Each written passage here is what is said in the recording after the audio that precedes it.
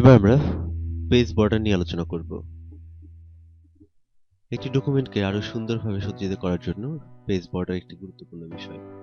আমরা Microsoft word 2007 ব্যবহার করে খুব সহজেই পেজে বর্ডার সংযোজন করতে পারি।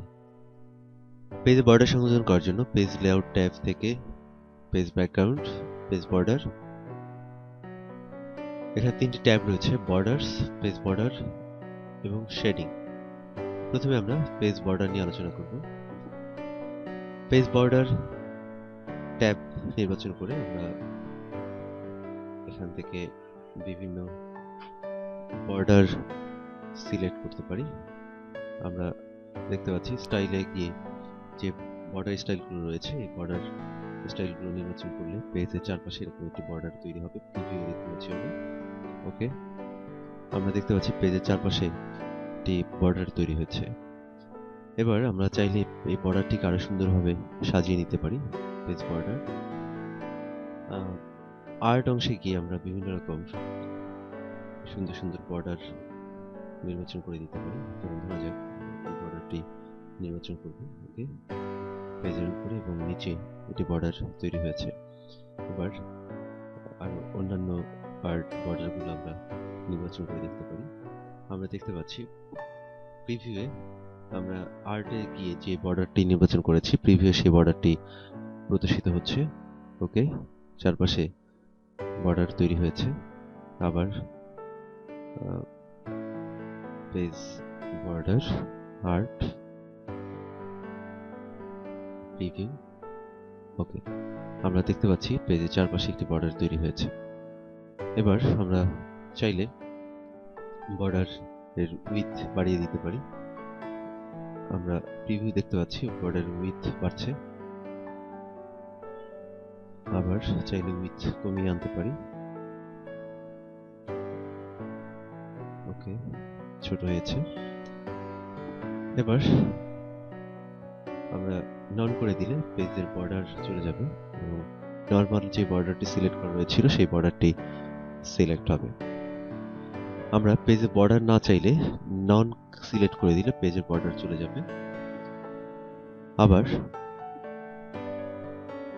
নির্দিষ্ট সাইডে বর্ডার দেওয়ার জন্য, যেমন আমরা বক্স সিলেক্ট করলাম, বাম সাইডের বর্ডারটি উঠিয়ে দিতে আছি, এখানে ক্লিক করলে বর্ডারটি চলে যাবে। নিচে ক্লিক করলে নিচের বর্ডার উঠে যাবে। এবার উপরে এবং ডানে বর্ডার রয়েছে, আমরা ওকে করলে দেখতে পাচ্ছি ডানে এবং উপরে একটি বর্ডার তৈরি হয়েছে। আবার পেজ বর্ডার, আর্ট, একইভাবে আমরা এই কাজটি করতে পারি। আবার বর্ডার দেওয়ার জন্য আবার ক্লিক করলে বর্ডার তৈরি হবে। এভাবে আমরা খুব সহজেই পেজে বর্ডার দিতে পারি। এবার আমরা দেখব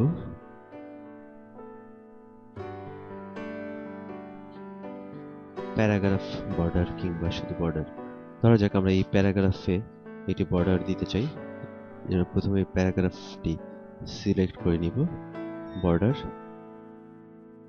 এবার আমরা এখান থেকে যে বর্ডার দিতে চাই সেই বর্ডারটি সিলেক্ট করব এবং উইথনেসে গিয়ে আমরা উইথনেস যদি থেকে থাকে তাহলে উইথনেস কমিয়ে দিতে পারবো। ধরা যাক আমরা এই বর্ডারটি নির্বাচন করব। এই জন্য স্টাইলে গিয়ে আমরা বর্ডার সিলেক্ট করলাম। এবার কালারে গিয়ে আমরা কালার পরিবর্তন করতে পারবো। যেমন ধরা যাক আমরা যে বর্ডারটি দিব এই বর্ডারটি লাল হবে, লাল। ওকে, আমরা দেখতে পাচ্ছি প্যারাগ্রাফে প্রত্যেকটি লাইনে একটি করে বর্ডার তৈরি হয়েছে। আমরা আবারও এখান থেকে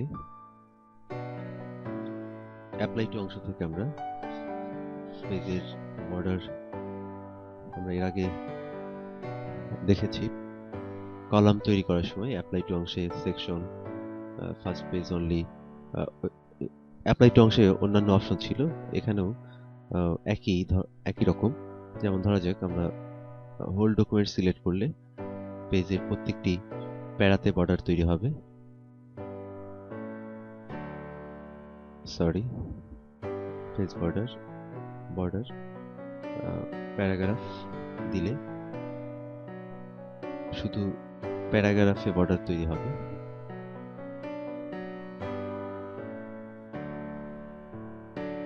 border, border, paragraph, border,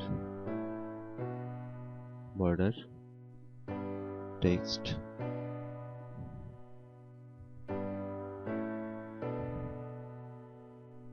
border, text. দুঃখিত, আমরা বর্ডার নির্বাচন করিনি। Border, text. আমরা দেখতে পাচ্ছি টেক্সটে বর্ডার তৈরি হয়েছে।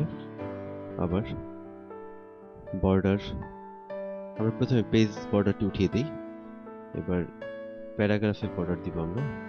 ওকে, বর্ডার, প্যারাগ্রাফ। আমরা দেখতে পাচ্ছি প্যারাগ্রাফে বর্ডার তৈরি হয়েছে, কিন্তু এর আগে আমরা টেক্সটে বর্ডার অ্যাপ্লাই করেছিলাম বলে প্রত্যেকটি লাইনে বর্ডার চলে এসেছে। আমরা প্রথমেই বর্ডার উঠিয়ে দিব। এবার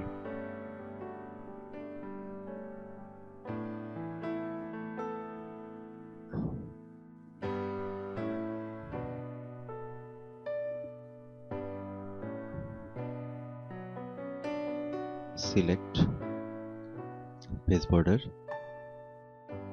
নন। ওকে, এবার আমরা প্যারাগ্রাফে শুধু বর্ডার দিব, এই জন্য প্যারাগ্রাফটি সিলেক্ট করে পেজ বর্ডার, প্যারাগ্রাফ, এখান থেকে বর্ডার। ওকে, প্যারাগ্রাফের চারপাশে বর্ডার তৈরি হয়েছে। এবার আমরা বর্ডার উঠিয়ে দেওয়ার জন্য বর্ডারসে ক্লিক করে নন। ওকে, দুঃখিত, আমাদের প্যারাগ্রাফটি সিলেক্ট হয়নি। বর্ডার, বর্ডার্স, নন। ওকে, এভাবে আমরা ডকুমেন্টে বিভিন্নভাবে বর্ডার প্রয়োগ করতে পারি। এবার বর্ডার অ্যান্ড শেডিং কমান্ডের আরেকটি ট্যাব শেডিং। আমরা খুব সহজেই লেখাকে বিভিন্নভাবে শেড দিতে পারি। ধরা যাক আমরা একটি টাইটেল তৈরি করব, কম্পিউটার ওয়ার্ল্ড। এবার এই টাইটেলটিকে আমরা শেড দিব, এই জন্য প্রথমে লেখাটিকে একটু বড় করে নিব আমরা। হোম, সাইজে গিয়ে 20। এবার প্রয়োজন একটু বোল্ড। এবার আমরা শেড তৈরি করব একটি। প্রথমে লেখাটুকু সিলেক্ট করে নিব, পেজ লেআউট, বর্ডার, শেডিং। এবার ফিল অংশে গিয়ে আমরা একটি কালার নির্বাচন করব। কালার স্টাইলে গিয়ে আমরা কত পার্সেন্ট সলিড রাখবো সেটি নির্বাচন করে দিতে পারি। আমরা প্রিভিউ দেখতে পাচ্ছি এখানে। প্যাটার্ন আমরা দিব এখান থেকে, স্টাইল থেকে 100% সলিড দিলে টোটাল শেডিংটি কালো হয়ে যাবে। সেক্ষেত্রে আমরা লেখার ফন্ট কালার যদি অন্য কালার হতো সেক্ষেত্রে আমরা কালো দিতে পারতাম। আমরা এখান থেকে সলিড কমিয়ে নিয়ে আসি। দেখতে পাচ্ছি প্যাটার্ন তৈরি হয়েছে। প্যাটার্নকে বিভিন্নভাবে কালার দেওয়া যাবে। প্যাটার্ন কালারে গিয়ে আমরা রেড সিলেক্ট করলাম। ওকে, আমরা দেখতে পাচ্ছি লেখার নিচে একটি শেডিং তৈরি হয়েছে এবং শেডিং এ একটি প্যাটার্ন রয়েছে। আমরা চাইলে প্যাটার্ন ছাড়াও শেডিং ব্যবহার দিতে পারি, এজন্য বর্ডার্স, শেডিং, ক্লিয়ার। ওকে, আমরা দেখতে পাচ্ছি একটি শেড তৈরি হয়েছে। এবার এই শেডকেও আমরা বিভিন্ন কালার প্রয়োগ করতে পারবো। Shading, fill colour, red. Okay, আমরা দেখতে পাচ্ছি শেডিংটি লাল একটি শেডিং তৈরি হয়েছে লেখার নিচে। এবার এই শেডিংকে আমরা উঠিয়ে দেওয়ার জন্য খুব সহজেই পেজ বর্ডারে ক্লিক করে শেডিং, নো কালার, ওকে। আবার আমরা প্যাটার্ন দিয়ে একটি শেড তৈরি করব। এবার পেজ বর্ডার, শেডিং, এবার প্যাটার্ন অপশন থেকে স্টাইল নির্বাচন করে আমরা এখান থেকে সলিডের পার্সেন্টেজ নির্বাচন করে দিতে পারি। 5% দিলে 5% প্যাটার্ন থাকবে, 100% দিলে 100% সলিড। এবার 25% কালার নির্বাচন করব আমরা, এই, অথবা আরেকটু সলিড বাড়িয়ে দিই, ওকে। আমরা দেখতে পাচ্ছি লেখার নিচে একটি শেড তৈরি হয়েছে। এবার এই শেডকে উঠিয়ে দেওয়ার জন্য খুব সহজেই আমরা এটি উঠিয়ে দিতে পারি। জন্য page border, shading, style, clear, okay. আমরা দেখতে পাচ্ছি এবার লেখার নিচে কোনো শেড নেই। এবার আমরা দেখব প্যারার নিচে একটি হরিজন্টাল লাইন তৈরি করা যায় কিভাবে। আমরা খুব সহজেই প্রত্যেকটি প্যারার নিচে একটি করে হরিজন্টাল লাইন তৈরি করে প্যারাকে আলাদা আলাদা ভাগ করে দিতে পারি। এই জন্য page border, shading, border and shading dialogue box আসবে। এবার হরিজন্টাল লাইনে ক্লিক করলে আমরা এখানে একটি হরিজন্টাল লাইন ডায়লগ বক্স পাবো। এবার এখান থেকে আমাদের ইচ্ছে মতো আমরা লাইন নির্বাচন করতে পারি। যেমন আমরা এই লাইনটি নির্বাচন করলাম। এবার ওকে, দেখতে পাচ্ছি আমরা প্যারার নিচে একটি লাইন তৈরি হয়েছে। এছাড়া নর্মাল লাইন নিয়ে আসার জন্য আমরা খুব সহজেই home, border and shading, command, horizontal line, আমরা দেখতে পাচ্ছি একটি লাইন তৈরি হয়েছে।